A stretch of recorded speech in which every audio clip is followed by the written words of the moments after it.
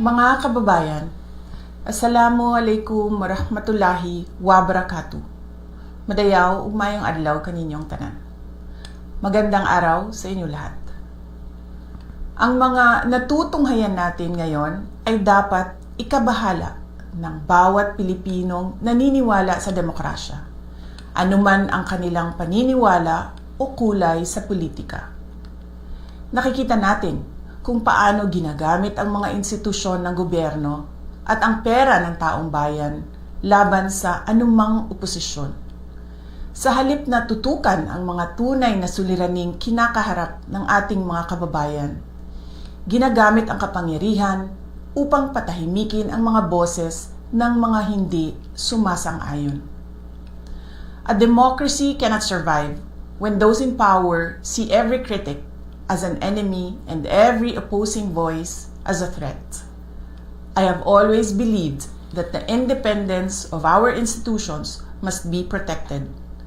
This includes not only the Senate and the House of Representatives as institutions, but every senator and member of the House must be free to perform his or her constitutional duty according to conscience, free from threats, pressure, or any form of intimidation.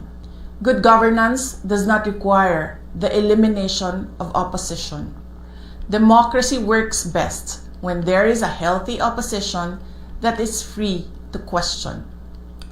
A government that fears dissent is not demonstrating strength.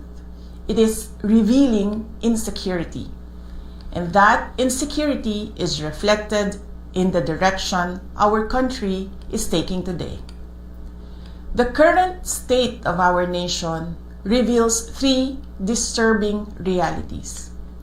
First, the effort to divert attention from legitimate questions surrounding the flood control controversy. Second, the willingness to disregard constitutional safeguards in pursuit of a politically motivated impeachment. And third, the relentless pursuit of greater political power under the guise of charter change.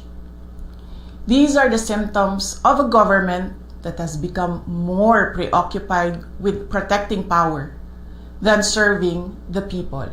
The Filipino people deserve a government focused on solving problems, not silencing critics, on strengthening institutions, not bending them to political ends, and on serving the nation, not perpetuating power.